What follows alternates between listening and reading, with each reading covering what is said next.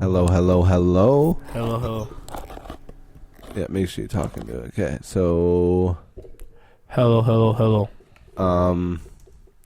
This is Bobby Lee. Hage? Good morning, class. Let's dive in and hear the results of your assignment. Who wants to go first? I don't know, Mr. Winger. The last time I called on you, I kind of got what the Mako Mako called dirt-roaded. Using it. Yeah, I'm sorry about that. That joke. It was a trick question. The tool. Oh no, that isn't Bobby Lee. I fucked up, bro. That's I'm the guy an from idiot. That's the guy from Hangover. Oh my god, I'm That's I'm a racist. Oh god. It was a trick question. The tool most important to humanity's survival wasn't any of the 9 in the box. Go on. The most important tool is respect. Gay! No, that isn't Bobby Lee. Bobby Lee used to do MTV back in the day. Booby Lee. Bobby Lee. Like back in the day. Did you ever watch MTV back in the day? Depends how back in the day. Following takes place. Let me see it. That was like 3 months ago at a Neil Diamond Oh, concert. okay, yeah, I see him. 3 months ago, I put it on my daily planner. I was joking. John Cena. No, I Naked. wasn't joking. You said you were my biggest fan, dog. I am your biggest fan. Look. That's twisted. All right. Well, John Cena used to be the shit back in the day. He used to be. Then he switched up and became another person. No, but he's still the shit. He's still super popular. Yeah, no, popularity is the thing, but I'm just saying he used to have that, like that cool. The association with the WWE? No, now he gets booed everywhere he goes. Really? Yeah. Don't you see? Look. No. YouTube it. John Yeah. Cena? John Cena gets booed every time he goes in. Yeah. I just remember And he's kids in preschool. and he's a baby face, which is like he's supposed to be the good guy, being booed. Baby face. What do you mean by Baby that? face means like you're the good guy in wrestling. It's best in there. He gets booed in his hometown in Boston. and are they jacked? He gets booed in his hometown. So why? Not because people don't like him. It's because they like the person. No, they don't like him. They really don't like him anymore. Why? It's because they feel like John Cena is just like. Have you watched? I've never seen wrestling ever. No, exactly. You don't keep up with. Well, I don't give a fuck. They have a network card. They have WWE Network, Yeah. and it's called and they have a show called what's it called? Total Divas, right? Yeah. It's about the divas and their girlfriend, their husbands in their life, right? And John Cena is in the reality TV show because he's dating this girl Nikki Bella, and John Cena is just a dick, like crazy. And the thing is, like, his persona is hustle, loyalty, and respect, but he's just like a dick. And there it is. And you'll just never think that's John Cena. Back and forth to see what time you want to do dinner. I mean, I'm hungry. Me too. John really wants to do a formal dinner with my family every week. Kind of like how the Downton Abbey family does it. John and I both had a tough upbringing. John more so than me. John lived in his car, completely had no money. So as we both have become more accomplished, we enjoy the finer things in life. By my watch, it's dinner time. Okay, well then why don't everyone get into their nice? You need to put makeup on, by the way, and do your hair. Me? So Who, me? she has Actually, a you twin. look nice, Brian. Oh, thank you. And then Daniel Bryan is married to his twin. Hey, John, are you still back here? Yep. It's like everybody has a reality TV show nowadays. Josie, Well, you're yeah. gonna So be basically, okay, in the baby? reality Is it show, okay? it's just like John is just I tucked my totally pant legs into my like socks. Hollywood, No. totally different than what his persona is, and he was to people, Well, I right? mean, look at this show. This show, it's John Cena's house, and it's literally just right now. It's just showing a collage of all the nice things in his house. Isn't that It's so all fun? about the Oh, look how material nice shit in you his get. house. No, Oh, wait, I just you guys I are would all never wearing think John Cena was that shoes. materialistic. Wait, why I didn't are know you guys that. wearing shoes? Well, we thought. You thought no shoes. That's why he got booed I in know, his but I hometown. text He's you. from Boston, I asked by the you, way. do we wear And he shoes? gets Shoes booed in every the time he house, goes there. But you don't show up to a formal dinner shoeless. But hey, you know what? That's No, it. think I about just this. didn't know. Like that's the drama in the Hey, that's the Bose. drama in the show. This chick didn't have any shoes on. Like that is what is leading up to the climax of this story. I don't know if you can look up when the girl moved in and he was giving his house rules and he was shot. No, I didn't want to fucking. Actually, yeah, I guess I might as well. If you do that, you're gonna be like, what the fuck, John Cena reality show, girl moving in. Girl moving in his house, yeah. Moves in with John Cena. Yeah, and he gives us all these rules. Yeah, go ahead. Okay, let's see. I mean, it's his house. He has the right to do it, but it's just funny. This is yours. Oh, is it my boxes? Yes. Oh, yay. Just need your initials here, and a signature. Okay. She's hot. I've never made her lived buy with her a guy own house before, and ever. So this is a really big step for me, but I'm just excited to share a home with him, his bed with him, just knowing that I get to see him more. I just feel like such a queen right now. I'm just... Oh my god. Beyond happy. Everything wrong with society. Here in the dressing room. How many boxes? 26. Okay. Dressing room it is. Yeah. And he has a mansion. He has a mansion. John. And he's worried about space. What do you want me to do? Leave him outside and get dressed outside? No. He has a mansion, Evan. No, you went all in the box thing, though, right? Well, it's clothes and shoes. And purses and jewelry. Okay. What, do you want me to walk around here naked? It's really hard to tell any reality show apart from the other. You know what I mean? Like, this is probably the same bullshit that is happening on the Keeping Up with the Kardashians. Like, there can't be any difference. Yeah, no. There isn't any difference. There's no difference. But I was just shocked. Like, I know that you have a wrestling persona, but John, you have a mansion, and then you worried about boxes. Yes, I do. All my boxes are here, and John kind of looks not worried, but like shocked. Annoying, but Nicole, I know I was a little bit overbearing. You pack your toothbrush? Your toothbrush has a bunch of speeds on it and looks like a massager. Turn off. Oh. Sorry, Whoa. Okay, see, that's such bullshit, bro. You hear the buzzing in the background. She's like, oh, I left my fucking vibrator on. They clearly made it to get you hits and everything. What's the chances of all the things in the boxes, the first thing you pull up is a vibrator? Literally. Like, I'm like, yeah. Yo, imagine living your life like that, though.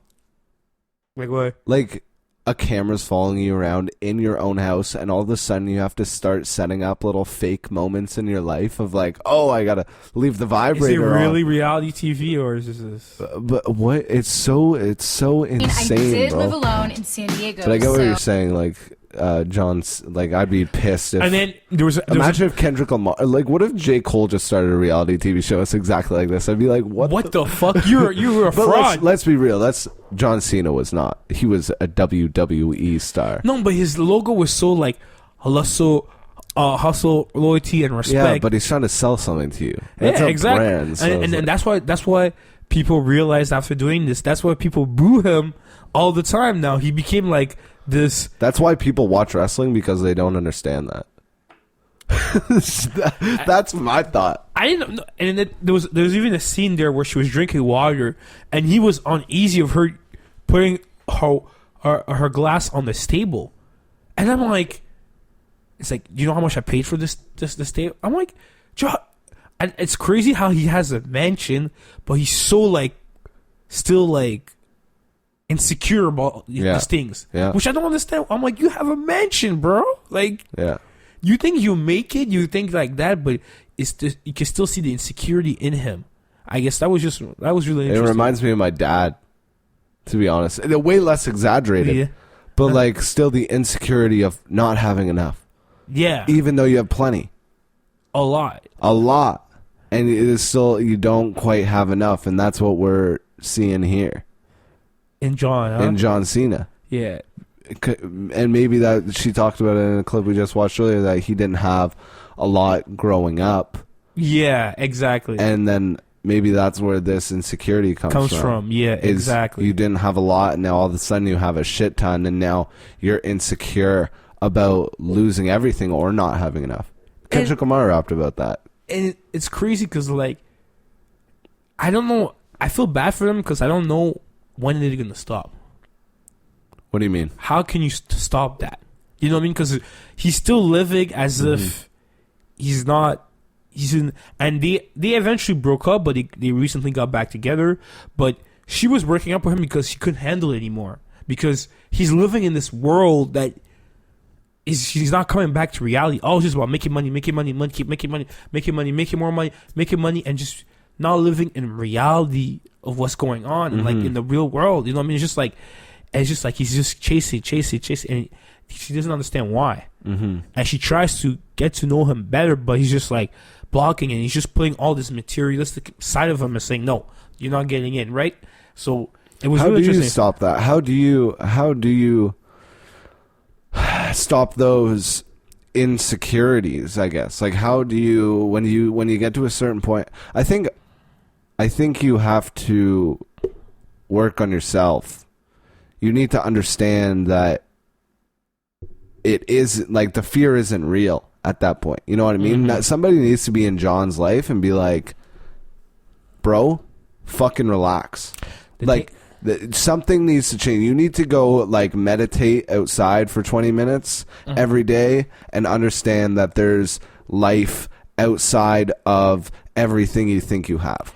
The thing is that when they would have so much money, they surround themselves with yes men. Yeah. And then when you have money comes power. And power, you will exert it on other people. If you're a friend and you say no, he's cutting you off. So it's kind of like, to be honest, I don't know how to stop it because everybody has. How about like not even in John's specific case, but like for a normal, like just a normal life. Like, you know what I mean? How do you stop those behaviors of being afraid to lose everything? But not even like a fear that's rational. And that's an irrational fear of losing everything. When you don't put yourself in that position, you just constantly live in anxiety in that world. How do you do that? That's a good question. I know. Because for me, personally, like I'm speaking on me, on my way, I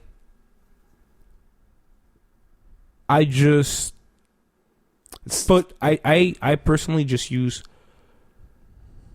I use my faith in God as in the sense that to remind myself to stay humble. That's what for me. Because I try to think about millions of kids, other people around the world that have less than me, and they're still grateful for a lot of things. So I use that and always try to remember myself to be to be humble in the sense that waking up is just a blessing. Just walking, having friends is just a blessing. Always try to remember that there are people around the world that have less than me but are still gratified. So therefore, that's what I do. That's for me. You know, and that's how I try to keep. But staying humble, takes you out of the mindset, because when you, like you're saying, you're reminding yourself to be grateful and to stay humble, and when you're in those mindsets, you don't care about things as much. Yeah, that's what I'm saying. It's a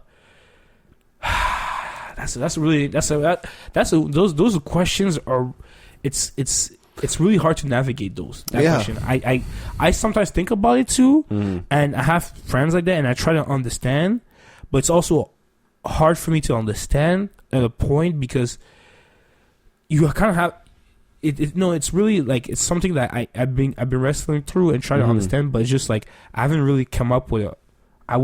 It's really one of those things I don't know. I have a buddy. Well, I was just talking about the example of my father, because I'm asking that question too, because I feel like he does that to himself, and I'm trying to think of ways in my life of how I can help people in that sort of situation. And I have a buddy who always tells me how stressed he is about buying stuff, about buying this, and he's doing very well for himself. Yeah. You know what I mean? Like he's doing very well for himself. So it's it's a sad way to live your life because you're always on guard. Mm-hmm. You always have your defensive up, and you're protecting your things from relationships and experiences instead of the other way around. There's a proverb that says something like that. There's like an honest man that does a good living, in a sense that works hard and then and doesn't want much, has a great sleep. But this is a man, they say like a greedy man can't sleep at night because he's always worried about his money. Yeah. And it's really because I remember Gary Vee was even talking about, Gary Vaynerchuk was talking about it. It's like he was trying to see, he was talking to people like, if you're an entrepreneur and you're doing it for the money, you're doing it for the wrong reasons. It's like I have tons of friends that have so much money, and they're the most miserable people you ever see in your life. Some people don't understand that. Yeah. You know what I mean? Some people haven't, but and I understand why some people don't understand that. Yeah. Because if you don't have an example in your life that shows you that money isn't everything, you're not really going to learn until you find yourself at the lowest point in your life with lots of money, but still so sad and lonely. I had some friends that have success in careers and everything, and close friends, past friends that had success in their careers and everything, or in their early careers, I guess. But on the outside, they show this amazing image of themselves.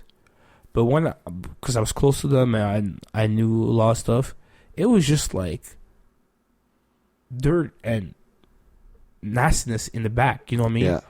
And it was just crazy to me that people can portray themselves like that and totally be something differently or feel different ways, right? And I always just try to be vulnerable, you know what I mean? And I think that's a thing that we have to do. I think that's a good emotion for us to practice as being human. But then I realized that not everybody's like that. People have totally different ways of thinking about. People see vulnerability as weak. Yeah. You know, in a sense. Yeah, but we were just talking about a conversation. It's interesting. People do see vulnerability as weak, but only people who are weak see vulnerability as weak. Only people who manipulators are weak because they can't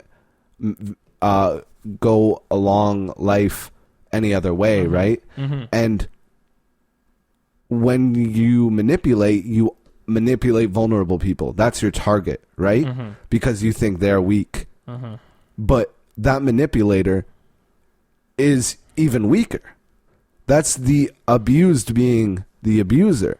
Mm-hmm. And now all of a sudden, and when you meet really strong people, they respect vulnerability. Mm-hmm. You know what I mean? Yeah. People smart people who have a lot of experience in life don't see vulnerability as weak. Mm-hmm.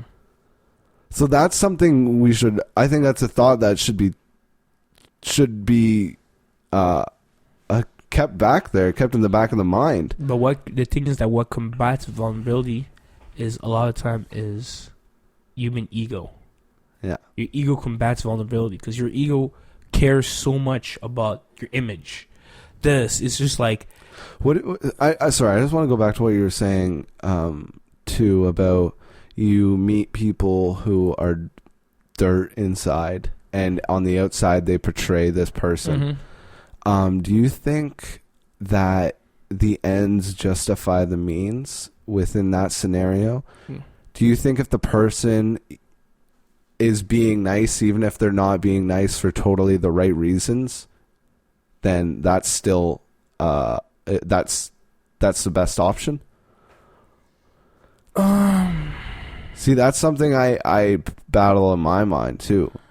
Like when do the ends justify the means, and do they? So, from my experience, the person that was doing that, he was doing nice things to people, but he wasn't doing with a nice heart. So, like, he would buy something for somebody. So, say I don't like you. He'll buy you food, but in his back of his mind, he's thinking, oh, I don't like this guy. I hate this guy. You know what I mean? He's buying it in a sense to show you that how powerful he is, or he's trying to exert some kind of like confidence and show you that look what I'm doing to you. I'm showing you. He's not seeing it as being nice. He's seeing it as power. Yeah. So that's why I kind of seen it. You know what I mean? I kind of seen that people sometimes use being nice as of power. They confused both of them, which was really interesting to me. That was my first time actually seeing that. So that was interesting. So I don't know for every single substance of nutrition, but I think that we have to really differentiate. Is somebody doing this for actually being nice, or is he doing it for power? I think that's the questions we need to start asking each other, because that person was doing things for power, and he felt powerful doing these things. And when he did those things, he felt like he could look down on people. Mm-hmm. And it was crazy to me because that was the first time seeing that in my life. That people would do these things, and the outside you would think, oh, it's cool, you know what I mean? But it would even it's the next level of psychology, really. You know what I mean? Mm-hmm. It's like a step further of like the double reverse psychology. Yeah, and it was so shocking to me. Like, it was like, and I tried to like, okay, this person maybe need help. Maybe I need to talk to him. I need to help. And the hardest thing in my life that I learned a lesson is that not everybody wants to change, and not everybody wants your help. Yeah, that was the hardest thing I had to learn. Just because you see somebody doing something wrong does not mean that person wants to change. Yeah, or does not mean that person wants your help. Mm-hmm. What if you feel like you're in a situation where you feel the need to help someone? Yeah. But you don't know if they are going to take your help or change the way that they are. Let's say if there's a person listening to this and they have like a brother that they want to change, or and they don't think that they aren't so sure that they will. And that's a difficult position to be in any family. Extremely difficult position. And that's what first for me when I felt like the need to help. The dangers of that is that sometimes I took this issue on myself. Yeah, I became like enraged, and I became like that person. Yeah. You know, because I really want to help him, but he's saying no, and it would get me enraged, and I was really pushing it, and I was becoming that person. Before it was him holding you off the cliff, and then all of a sudden it flips because you got so mad trying to help him that you're holding him off the cliff now. And like you say, you always say that line: the path to hell usually starts with good intentions. Yeah. So that's how I felt, you know?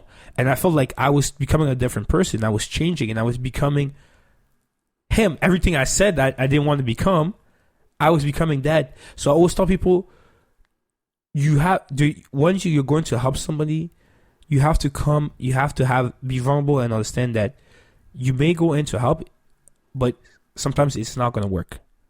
And you have to just do your best, but don't force upon the person. You do your best, and if the person doesn't want to, you just gotta take sand off your sandals and leave, and not leave, but like back off a little bit, you know.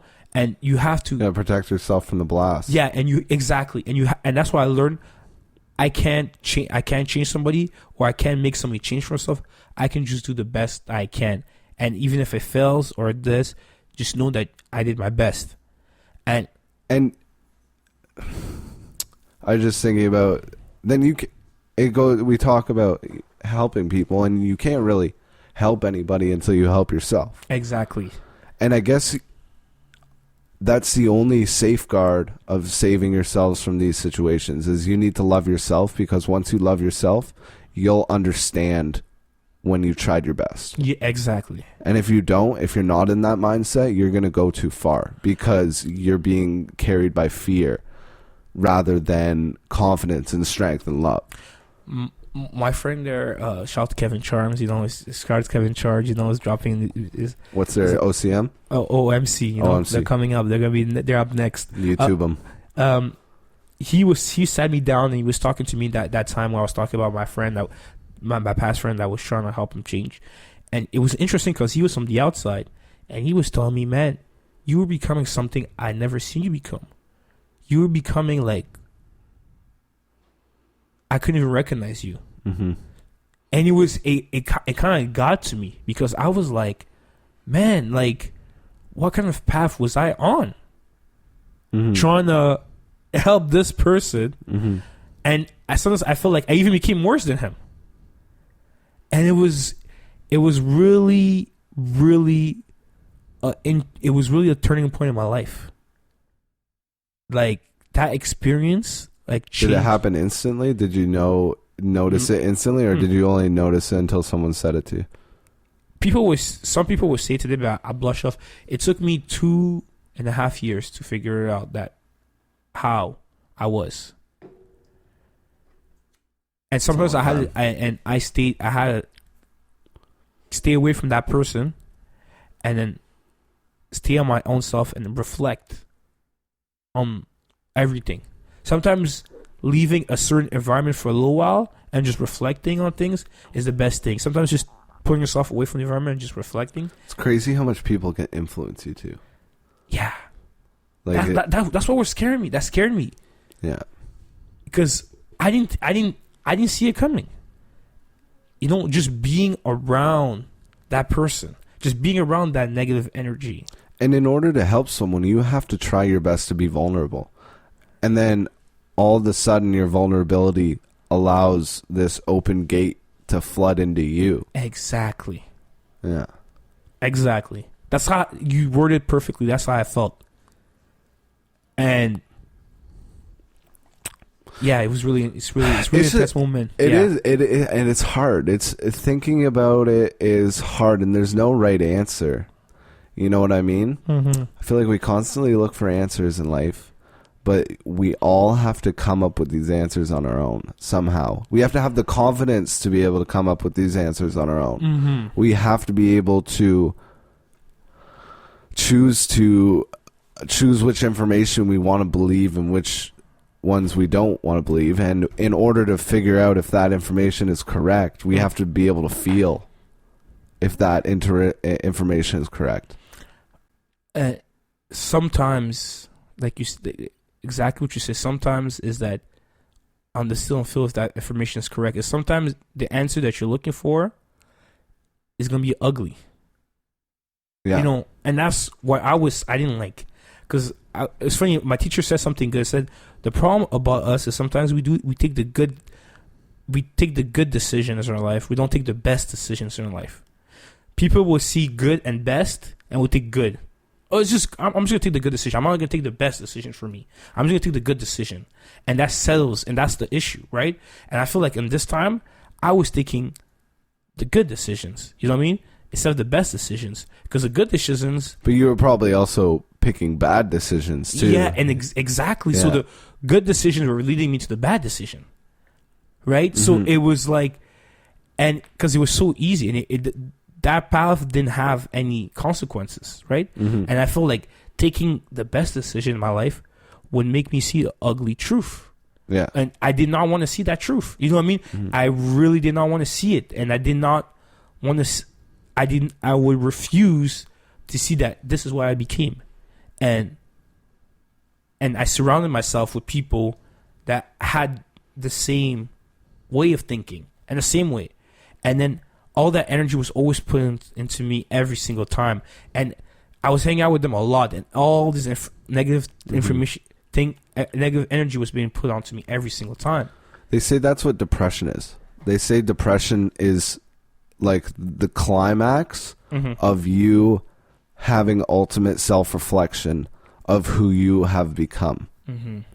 And that's that moment of like, holy fuck, I'm so sad right now. Or, oh my God, look at who I've become. I'm so angry and mad at myself. Mm-hmm. And that's when that happens. And that's when I don't know, what did you... how did you feel like going through that situation? How did it feel when you were in the midst of it? In the midst of it, it was, I always had that voice in me. You know what I mean? My mom would say my mom always said it's like God telling you. I always had that voice in me that was telling me, I know I'm in the wrong path. And I was just shut down. And like you say, when talking about depression, right? Mm-hmm. I was being depressed. In a sense, it led me to that point because I knew that I wasn't the person that I wanted to be. Do you think you were like numbing yourself, sort of? Yeah, and you were numb before. Yeah, and I was starting to be like, okay, like just ignoring that voice. Yeah, ignoring my voice, and it was making me more. When I'm ignoring that voice, it kind of made me angrier. More like all these different things. You feel things. less. You feel exactly. I felt less. Things that would usually I would feel start to become like I'll feel less about these things. And that's scary. That was so scary to me. Yeah. Cause like I'm usually like that's not who I am. I would feel less about these things. Mm-hmm. I would dishonesty and everything was fine to me now. Like being a dishonest friend, being a dishonest person, like all these kind of things, these codes that I raised myself in. Like, listen, it was put on me, and I was becoming less and less. I was dehumanizing other humans a lot because you weren't loving yourself at that point. Exactly. And it goes. We were just talking about feeling, and you can't. In order to feel fully, you need to love yourself. And then you start choosing to ignore these certain feelings you have, and then you start going down this slope. And I feel like until you hit a breaking point, until there's a moment where you're like, where you shake your head and like you just said, I'm not this person that I've become. That person's insecurity, I feel like, was transferred to me. Trippy. That person was really insecure. I'm really relating to what you're saying. And then I feel like I started becoming insecure. The same insecurity he felt, that person felt, and the other this girl I was seeing felt too. That does a lot too. And it's weird how when it rains it pours. When there's one person in your life being insecure, everybody's being insecure. And I was surrounded by that constant group, and then it was just like all of them insecure.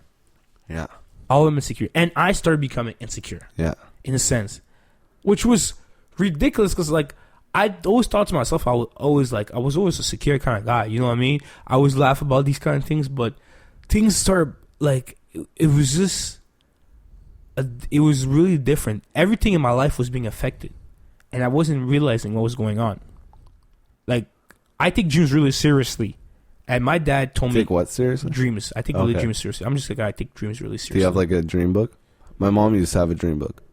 Not really, no. My mom had a dream book, and it was like a book with like images you see in your dreams, and then there's like a paragraph about what it means. Mm-hmm. And I'd always tell my brother my dreams when I was younger, so he could like read it out, and like he'd tell me I was gay. He'd be like, "Oh, you had a squid in your dream." And he got me every time. I was like 6 and I was freaking out because I thought I was gay because I was dreaming of squids. Like straight up. He did some mean shit to me. Talking about that dick pic. That fifth grade dick pic. But nah. He did some mean stuff.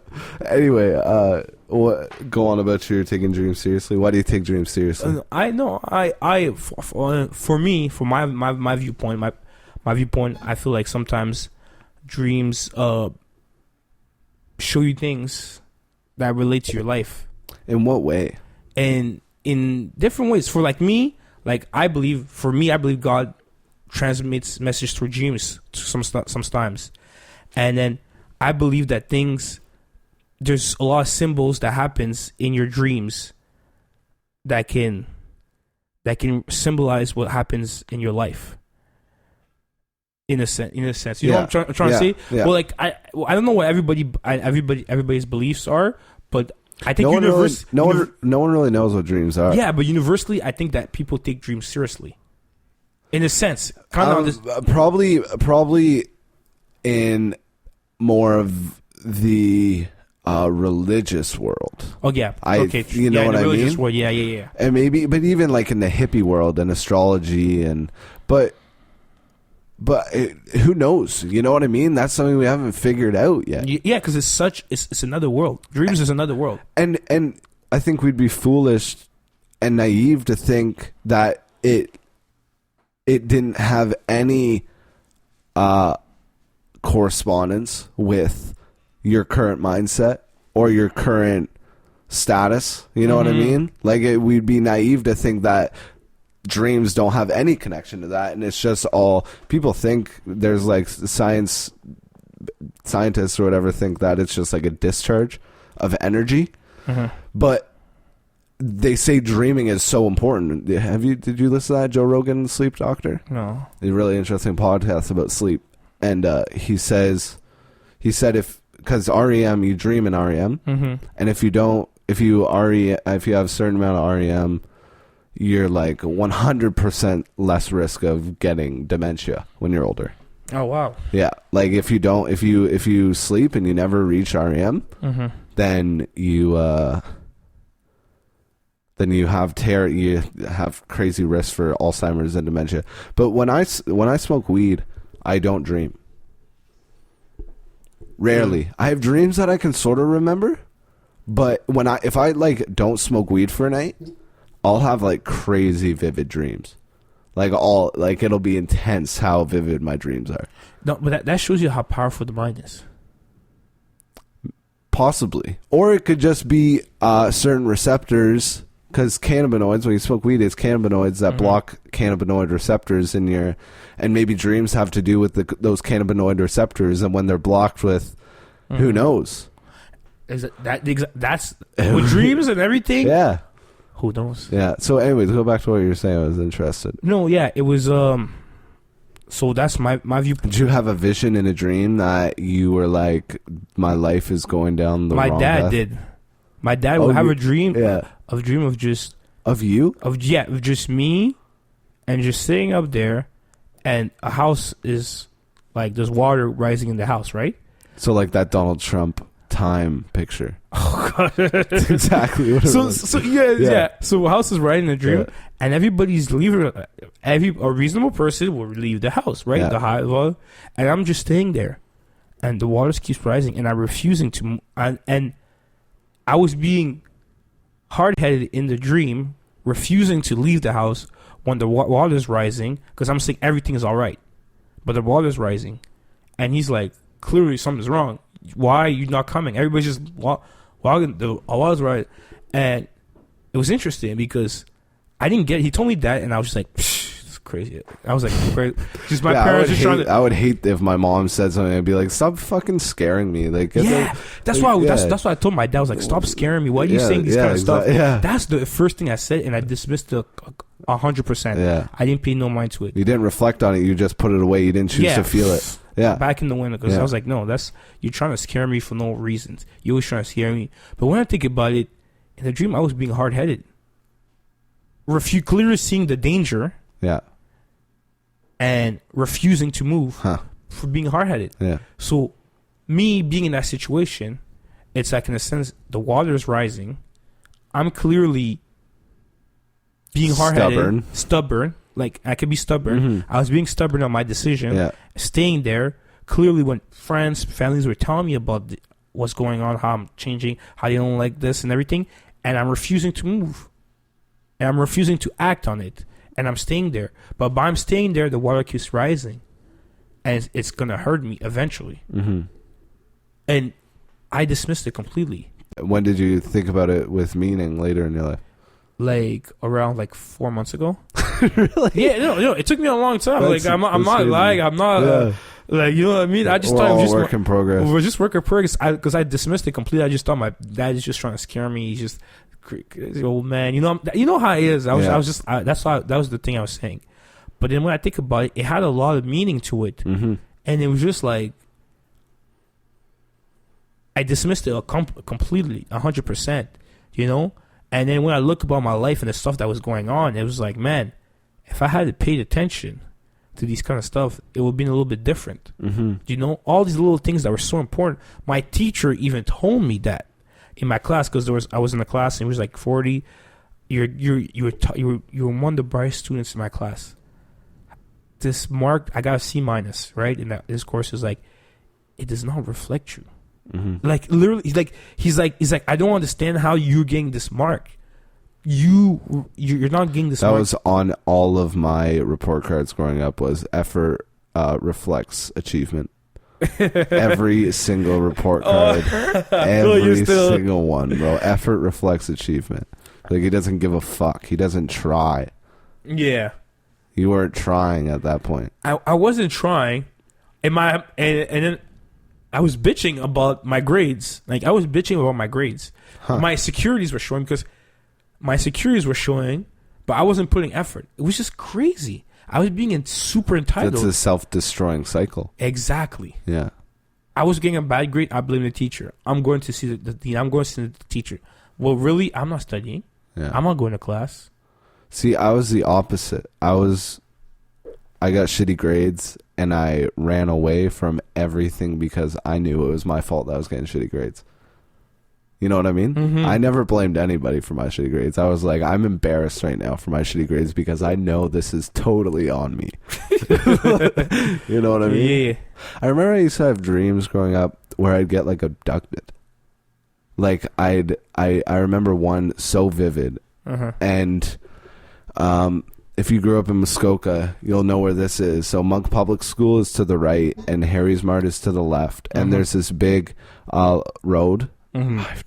I'm terrible. I think it's Wellington Street. It's Wellington Street going towards the bridge by the Riverside Inn. And I remember I had a dream that it was like slanted. It's not slanted in real life, but I was like going down. It was a dark night and I was on a toboggan and my brother was ahead of me. And my brother ran around the corner, around the street. Mm-hmm.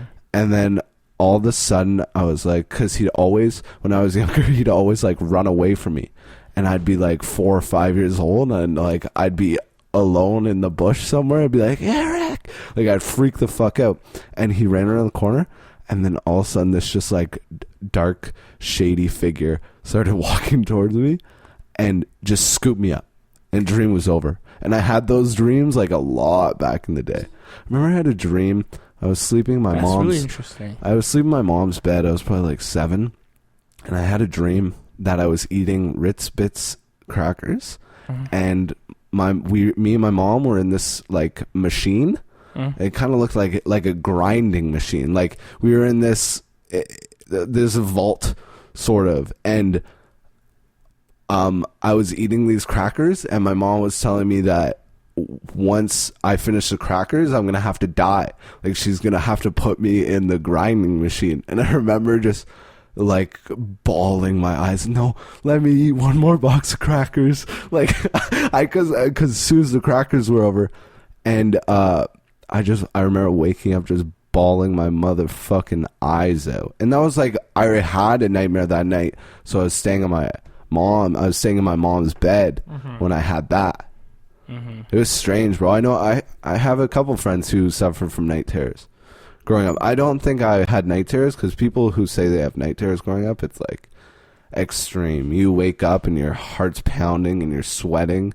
Like it feels like you just peed the bed because you're sweating so much, and that's how much of it like panic anxiety attack you're having. So I had and going back to what you're saying about the dream, it's like I can't imagine that. How can you not see that as a sign of some sort of anxiety in life? You know what I mean? Some sort of something going on. Thinking about those situations. I was really young too. I was like 6 and I was like 5 and I was thinking about getting abducted. No, that dream of abduction, I feel like in my mind, when I'm just thinking about it, can mean a lot of things. It sometimes dreams, I feel like it can show you things about other people or other relationships you have. You know, it can mean severed relationship or somebody in your life that's supposed to protect you. Yeah, I felt alone. Is not protecting you. Yeah. And is giving you a loan. So it can mean these different things. You know what I mean? Trippy, bro. Because I was just, my parents were going through a divorce at that part, at that moment in my life. And I remember at that moment in my life, my mom would go out. So my mom would go out and she said she's like going out for dinner or whatever. And she'd go out for like the whole night. And I remember there'd be so many nights where I'd be like staring at the microwave clock. It was like 2 a.m. I would just be like crying, bro, waiting for my mom to get home. But it's because my mom and dad were going through a divorce and they were still in the same house. My dad was in the basement and my mom couldn't stand my dad. So she would always go out with whoever. But she wouldn't tell us. Did you ever explain your dreams to your mom or to your dad? Did you ever no. But like I don't know if I put that much weight towards my dreams. But I've never explained that. Those moments are tough moments in my life. I feel I like reflecting on them. You know what I mean? My mom, she'd come home. I'd be like, "Where were you?" And she'd be like, "Oh, there were a bunch of teenagers standing in front of my car, and I couldn't move." Like, this is seriously what she used to tell us. And I'd be like, I was so afraid of teenagers. I was so afraid, and I'd always have these like visions of just like teenagers standing in front of my car. I'd have dreams of teenagers standing in front of my mom's car and like her trying to back up down the road and them like throwing rocks and like sticks at her. It was trippy. And looking back, it's really hard to look back that many years, right? When you're so young too. Oh yeah, no, for sure. Especially when you're young, you're having these kind of stuff. It's kind of like it's hard to say. You're beginning to understand. It's the beginning of understanding. You were just some dumb flabby baby a few years ago, and then all of a sudden you're coming into this thing where you're like, oh, this is a world, bro. Like, I'm my own thinking device. Yeah, that's really interesting, man. Those were actually, when you said that was really interesting dreams, you know. And I was like, dang, man. It's like, dreams are interesting. Holy. Yo, bro, don't ever scare me like that. Yo, no, honestly, that was perfect timing. Yo, that is incredible. Oh, my friends, and you're kept me company for quite a oh long my time. god, games with this shit. I'm dead ass serious. I'm telling you guys, I will throw something at you guys. No, like, you're laughing, but when the thing's gonna be thrown at your face, don't just. I'm gonna keep that same energy with you guys. Keep that same energy. I don't like those coming brutally, man. That was hilarious, bro. That was such perfect timing. First of all, I was thinking, who has the audacity to do this? Just I know. I thought it was David at first. I was like, David, but I don't think David wouldn't do that. I would. Who are you gonna call your FaceTime girlfriend? No, your pussy? my nephew. Oh, okay. Happy birthday. You fucking stupid, bro. Oh yeah, hey girl. He's FaceTiming for 3 hours, bro. I'm like, what the fuck? Yeah, we were talking about it.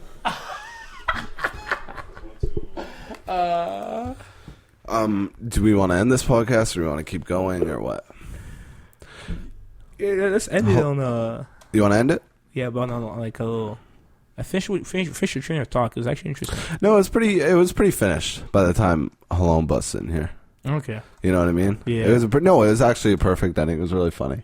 It'll sound really funny. Yeah. Definitely 100%. No, we're still talking though. But who are you? Who am I? Yeah. I'm 40. 40 from the Inside Source. Oh yeah, 40. Shout out. Check them out on SoundCloud and Instagram and shit. Yeah, we're out here. You know what I mean? We're out here. You'll be back on. Can't open a podcast. All right, peace. Sounds so good. Ladies and gentlemen, can I please have your attention? I've just been handed an urgent and horrifying news story. We choose to go to the moon. This is a momentous day for the United States and for the world. It's just awfully good that someone with the temperament of Donald Trump is not in charge of the law in our country. Because you'd be in jail.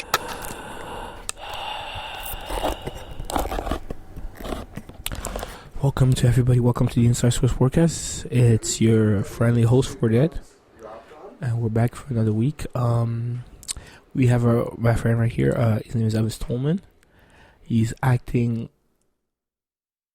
like a weirdo right now. I don't understand what's going on.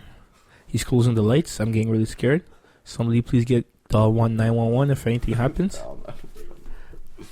There's a crazy white boy with short cut hair. I know. I hate the haircut, bro. I'm playing. No, I hate it. Yo. Actually, no, it'll grow on fine. Yeah, it'll grow fine. Anyways, what's up, bro? We're back. I'm just cutting this and pasting it to the podcast we did the other day. Oh, yeah, time, huh? Yeah. Until hello. Yeah, because this is a new segment. Exactly. This is, I don't know what to call it, the can opener news. And then I'll edit some cool sound effects to that, bro. Oh. How about the can new? The can news. Oh, the can news. Exactly. You know, like a canoe? Like, yeah. Yeah, and then have the logo as like a canoe with the TV in the canoe. Another one. Yo, that's it. The can news, bro. Welcome to the can news. You heard it first on the can opener. Okay. So what I want to do is just go through my my Facebook. Ooh, who's that? That's Ocasio Cortez, the Democratic Republican for New York, who won. The Democrat, yeah. Do you know her? She's like 20. Yeah, and she's like, yo, I can't even afford a house in Washington. I like that. Yo, I follow her on Instagram. Really? Yeah, she does cool little Snapchat stories or Instagram stories in the White House talking about her day. And like she's like, oh yeah, I got in a little trouble today. You know, I think it's good trouble though, and it's pretty interesting. She's a young woman. Yeah, we need more young people in politics. No, for real, it's incredible. Yo, do you think old people should not vote? I think that after a certain age, you shouldn't be able to run in office. You think so? Yeah. What about like these After old 60, people who 65. are in like the Supreme Court? I think Supreme Court judges should have a 25-year mandate or a 20-year mandate.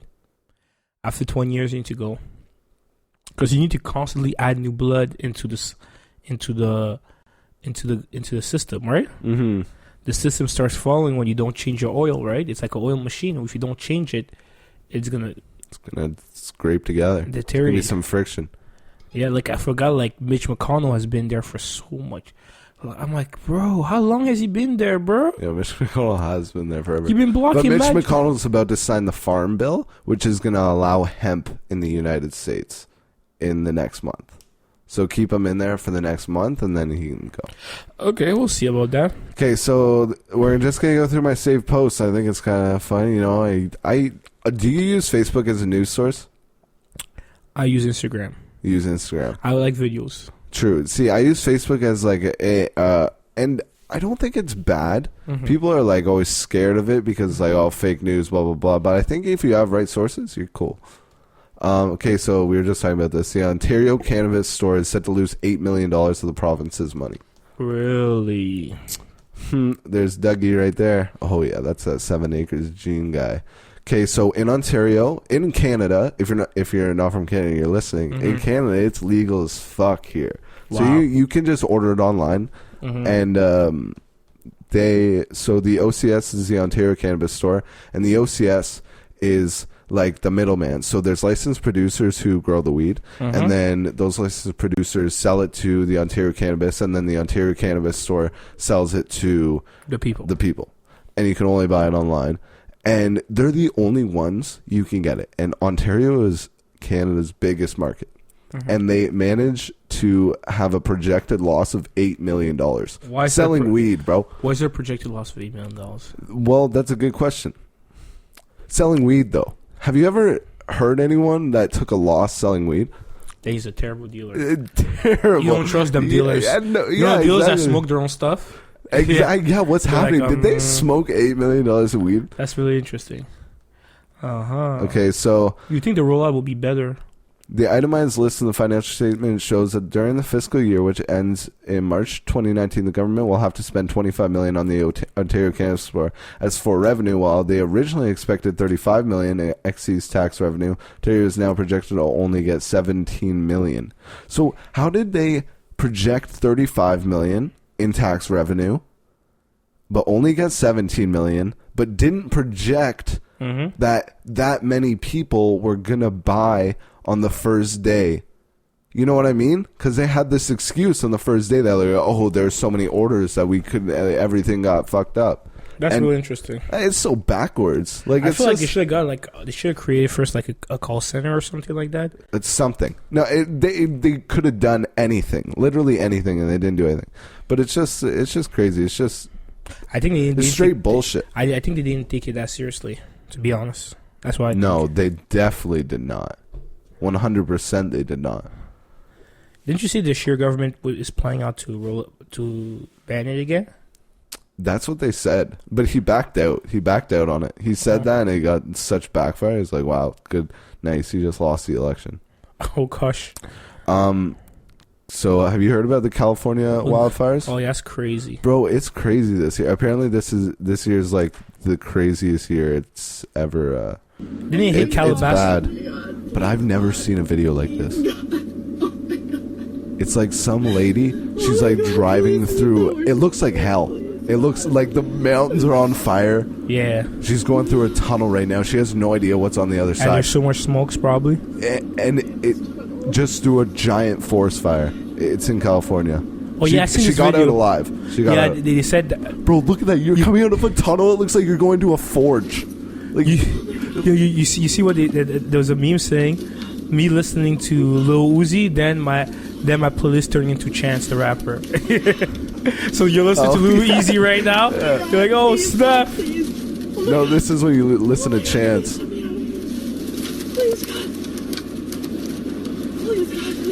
It's crazy, man. You can't even see anything. She's driving down. It's so like terrifying sounding.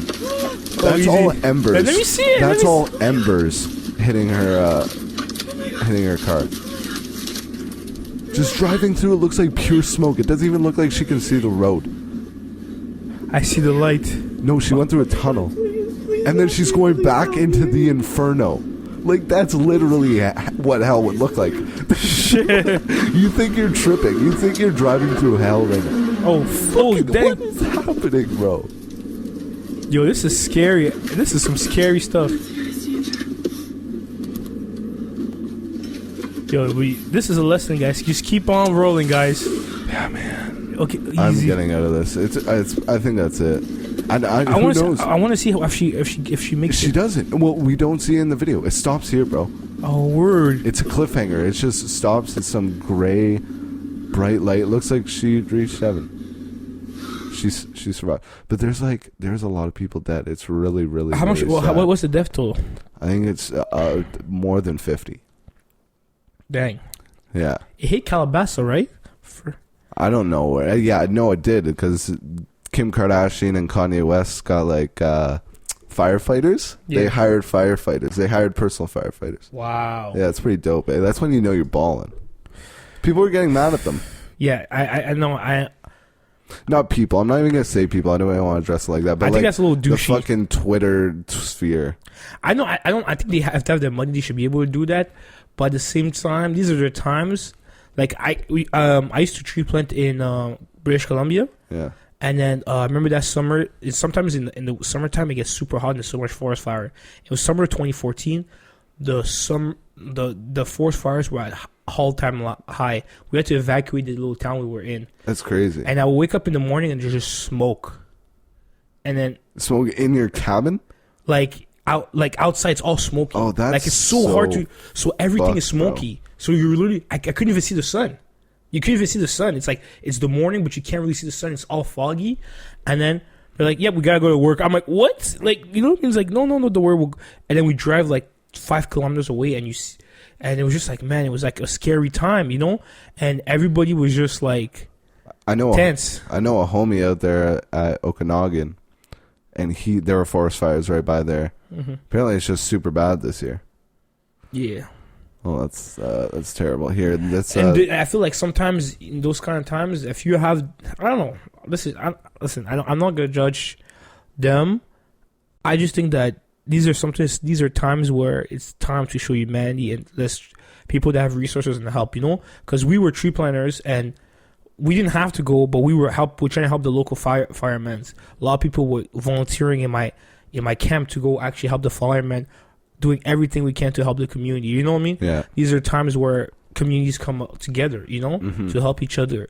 I don't think it's a bad thing that they hired firemen. Like, if you have a $60 million house and like that's your home for your children, I mean, I don't. It's not like I don't feel bad. It's not like I feel extra bad for them. No, you can do what you want. Like, you know what I mean? You can do what you want with your money, and you should. It's not like I feel bad for them that they have to sleep in a hotel for 5 days.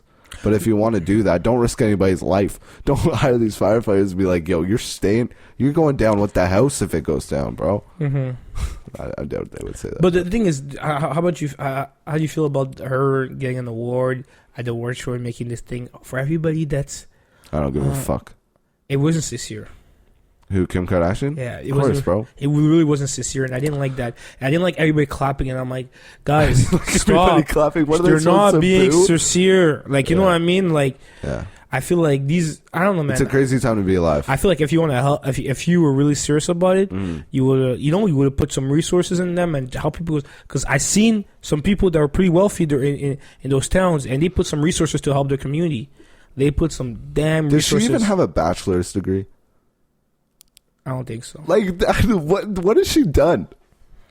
Like, that's what I'm saying. The Kardashian finesse.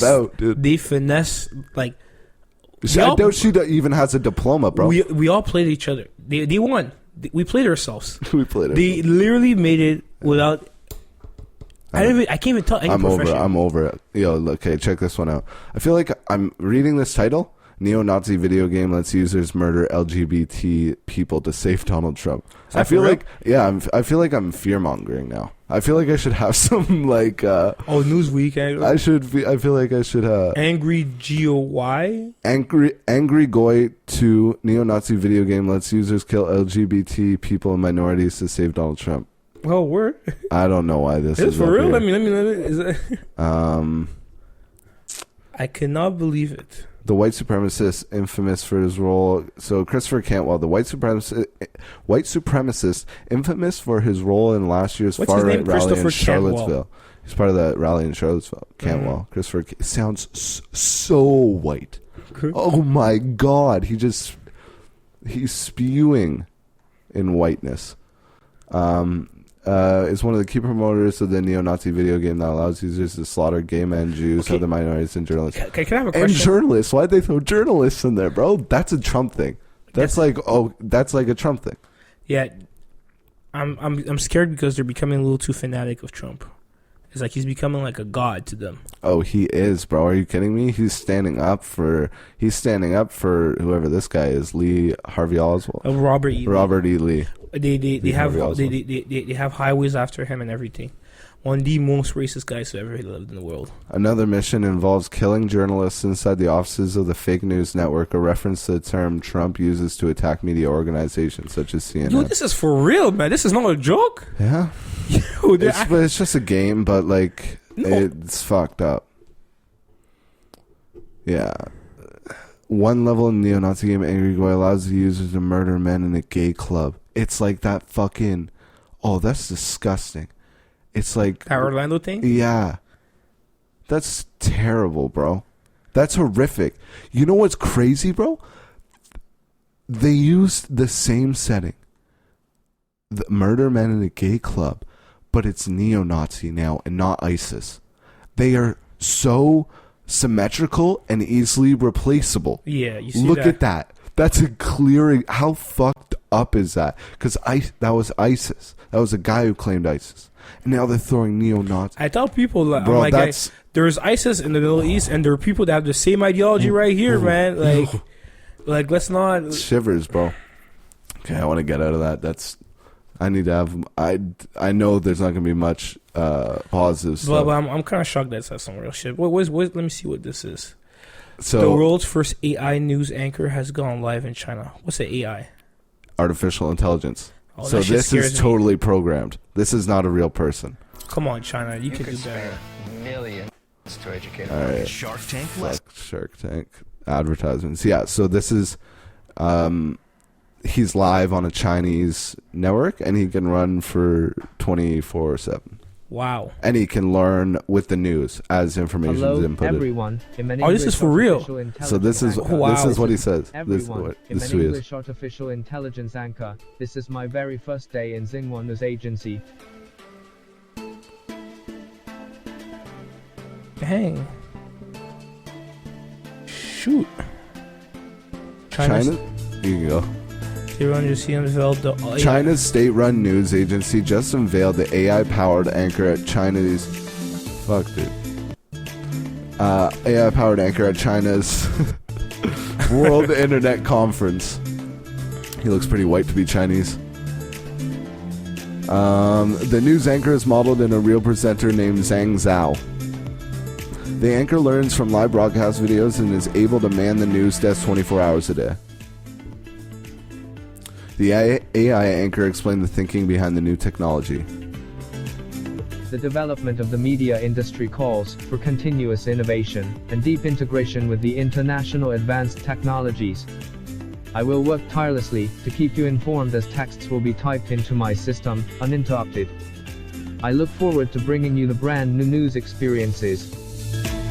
That's In a separate feed, the AI anchor mentioned its current limitations.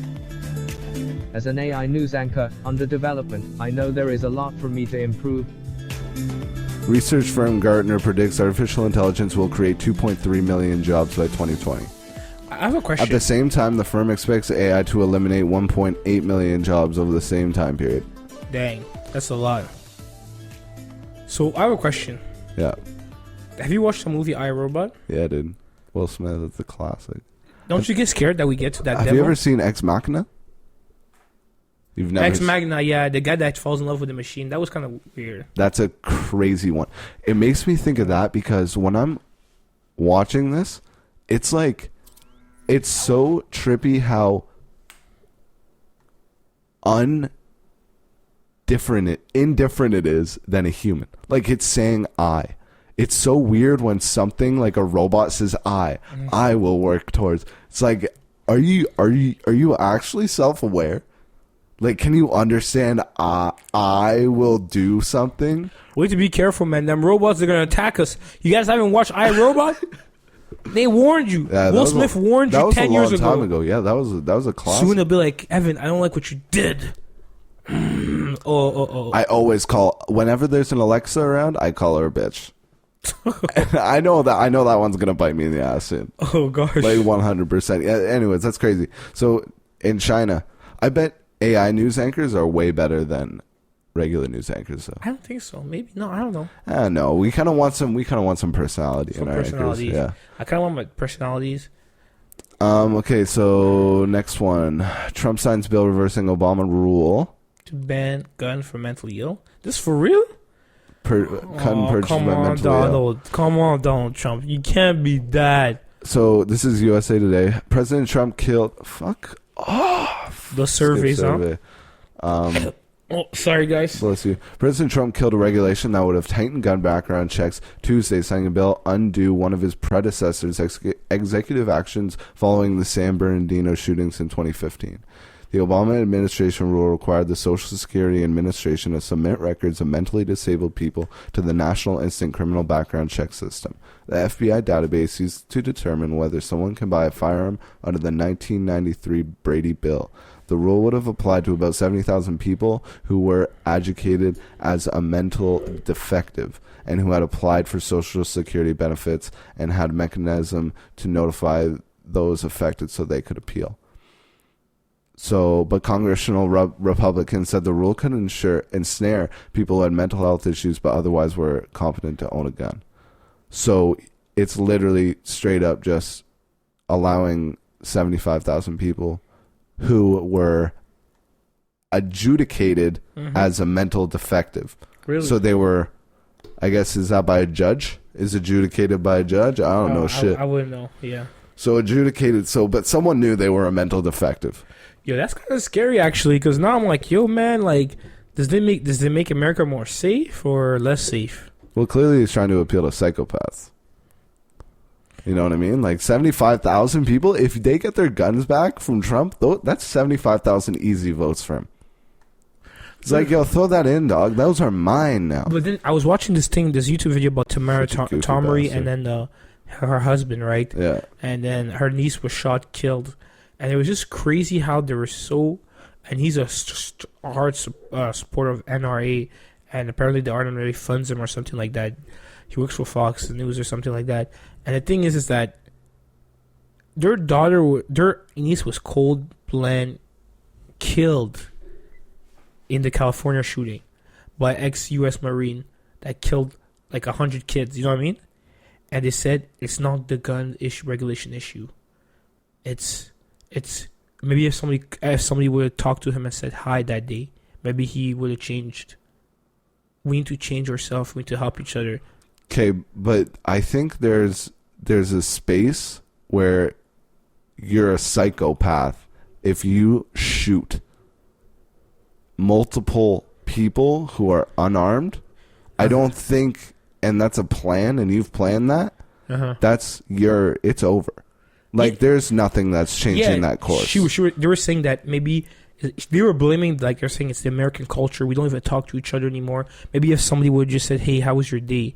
Maybe you will definitely think about not shooting other people. Well, you definitely have to be an outcast to be a shooter. No, but Evan, if you said on yourself to shoot with a gun and shoot 100 like some around kids and people that you don't even know, do you really think that somebody will say hi will change your day? No, and we have to start not at all, bro. Yeah. If I'm thinking about shooting 100 kids, that's probably gonna be the only thing on your mind. And I was so happy that people on social media were putting her on blast. You know what I mean? Because they were saying, bro, your niece is like, you're not talking about the important issue. You know what I mean? This has happened. Their lives were killed because maybe this guy was going through some psychopathic things, and maybe he shouldn't have a gun on his hands. You know what I mean? Yeah. I'm not trying to take your guns away, but I'm just trying to say is like, maybe there should be laws to check the people's mental stability. That's all. Mm-hmm. That's all, or a test or something like that. Well, now Trump just took that away. Like I don't know if I don't know if this is like comments. I'm not like, I don't know, Evan. Is that being non-common sense? Just ask to just take to see a test if you are stable, mentally stable. I would really much appreciate that. And that's it. Yeah. That's all. And if you aren't, then sorry, dude. You know what I mean? And I think it was a disservice for them to go. And it was just like, man, the NRA's checks must be really good. Oh, they're nice. Oh my gosh, I was thinking about it. Straight up, dude. I was like, dang, man. They make a lot of money. I want to see the NRA. Their checks must, because they were talking, and the sad thing is, when somebody is talking and they're trying to bite their tongues, you can tell. You know what I mean? And I was like, dang, man. So their revenue was $450 million in 2016. Oh, easy. That is insane. That's $500 million. National Rifle Association of America, over 6 million, self-reported at 2018. It's insane, bro. Lots of money in guns. Anyway, okay, so White House shares doctored video to support punishment of journalist Jim Acosta. So Jim Acosta's coming back. Mm-hmm. Shout out to Jim Acosta. Did we already talk about this on this, or did we talk about it earlier? You talked about it earlier. So Jim Acosta's coming back. Mm-hmm. Fox News stood up for them. That's good. And do you think, like, what's that going to be? Like, I thought about it. Is it Trump just going to, like, because Trump calls on them, right?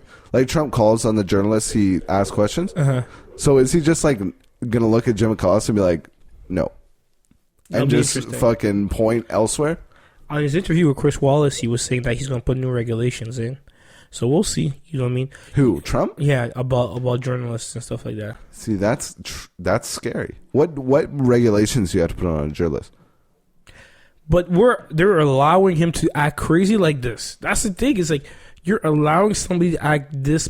You're giving him all the power, and then these people are like they treat Donald Trump as in like I liked Obama, but I never thought that I don't like everything about Obama. Yeah, I don't like all of his policies. You know what I mean? Like, but like the scary thing about it's like it's a really like a cult of Donald Trump as like a god. It's scary. Like they would never even say Trump was wrong. They're so scared. Like I'm like, bro, like what's going on, man? Like I don't know what Trump is. Trump giving you guys some checks too? Like I'm like, what kind of checks you thought? Because it's crazy to me. You know what I mean? It's just like you can like the guy and disagree. You know what I mean? And actually, it would be better for you to disagree with him on certain things to help him be better president. Yeah.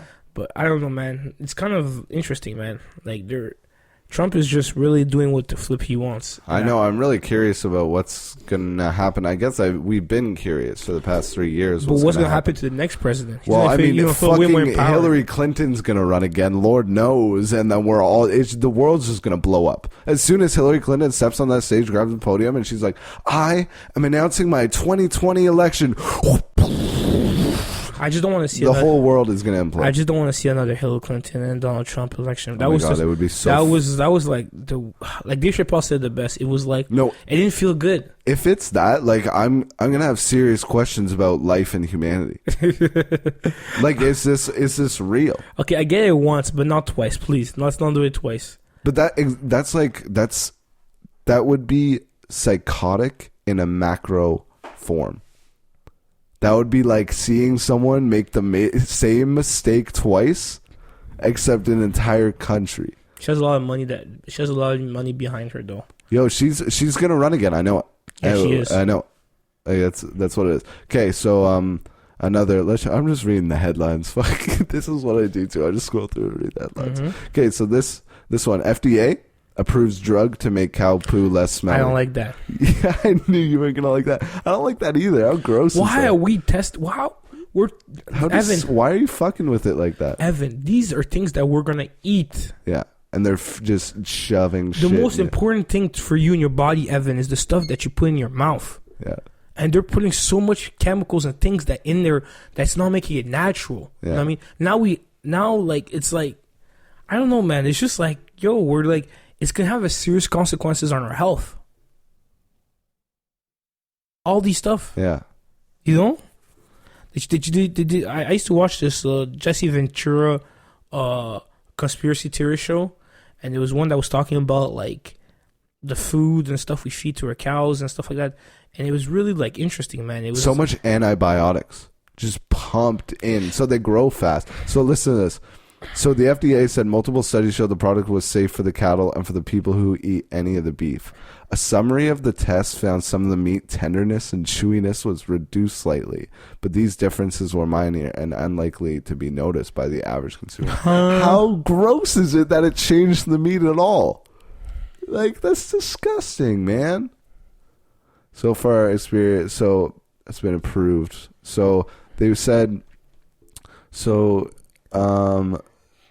let's see here. So called Experior, that lowers the amount of ammonia gas emissions released by cattle and their waste. The FDA says their idea is not just to reduce the smell of dung, but also make pastures more environmentally friendly. That's interesting. So they're doing it so there's less gases released in the air. That's so fucked up, bro. It's like, what a crazy example of just putting a fucking Band-Aid over another Band-Aid. Right? You know what I mean? Like, there's a problem, and they're like, oh, like, just add this. The danger is a person that's not well educated on the topic will be like, wow, they're doing something really good for the world, but they're not understanding that it's adding it's a sick cycle we're getting into here with what we're eating. It's really a sick cycle. And I think we need to stand up for ask for better food. This is why I really support community people planting their own vegetables, planting their own stuff now. You know what I mean? I really support that movement. Mm-hmm. Turning city centers into places where you could grow crops and stuff like that, where people can buy little pieces of land and grow their own crops. I really support that. When I was a kid, I thought that was stupid, but now I grew up, I'm like, yo, this is really important. I've had thoughts of like, yo, if just nothing ever works out in my life, I'm just gonna dip to Finland, buy a couple acres, grow some garlic, some onions, some carrots, bro, and you're set, dude. So you see in the mountains somewhere. The soccer players in Iceland, they're all like farmers. That's dope. It would be an awesome skill to learn. Okay, so this one's good. So this is a real product from the Bay. You know, we have a Bay right over at Woodbine Mall. Mm-hmm. What is that? And it's called the Filarina. Okay, this is getting scary. What is it? No, it's called the Filarina, bro. See this? See those syringes? Mm-hmm. So this is, see if I can get a closer look here. So it's the dermocosmetic replenishing gel for at-home use. For skin depressions, age wrinkles, and expression lines. For the plumbing of cheekbones and lips. Oh, it's hold on. Oh, it's true. I was like, what? See the fuck? I was actually thinking about him, actually. I was like, yo, what time is it? Let's check if Halom's there.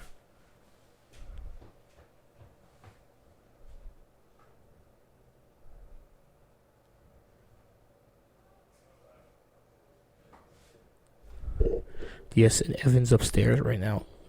Going to open the door for one of our good friends called Halom. And Halom is entering the room, and he really wants to kill all of us right now. Okay, let's wrap this up. Halom, I'm sorry, we're gonna wrap this up real quick. You can be a part of it if you want. Sorry, we were. I texted you. I'm in the middle of something. No, dude, that's Leave the door open how many times? couple times it's happened. Couple times I've had to let him in. Okay, The other time I was freezing, you seen that time? I could have died out there, bro. He was pretty close to death. Okay, you know what? We're gonna have to make some copies for the keys. Yeah, that's about it. Yeah. Okay. Shut up to Halom. Anyway, so this is a Filarina. So this is like a lip filler, or this is like a wrinkle filler. A wrinkle? Like at home. Mm-hmm. It's like Botox. Really? It's like your own Botox. Well, dang. That's For what, real? Yeah. Isn't it legal? You have to sell it in pharmacies, right? I guess it's legal now. I don't know. I've never seen this, but I saw it the other day. Why are people scared of aging? Aging is a beautiful process. It's a good question. It's a beautiful process. It's the next step in life. You know what I mean? It's like you should embrace. Like my dad tells you, embrace your white hair that you're gonna start getting. Embrace being old. It's a blessing. It's a blessing. It's wisdom. You know what I mean? It's you survived that long, bro. Me or you tomorrow, we could be dead.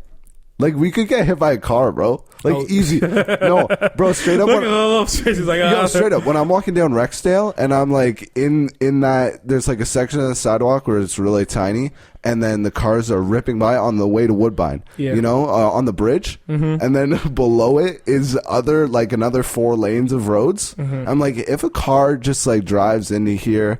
Like, I can't hop over a barrier because if I hop over, I'm falling 30 feet into traffic. You know what I mean? So we could both go tomorrow. Or we could be hit by a skunk. Or we could be hit by a skunk and then we'll probably be tomorrow anyways because we'd hang ourselves. Oh, because it doesn't smell that bad, bro. Okay, so yeah, it's a Filarina. It's like a lip. Check it out. Will you buy it? No, I wouldn't buy it. That's terrible. Yeah, I know. I wouldn't buy it. What the fuck is that? And you don't even know what you're putting on your skin, too.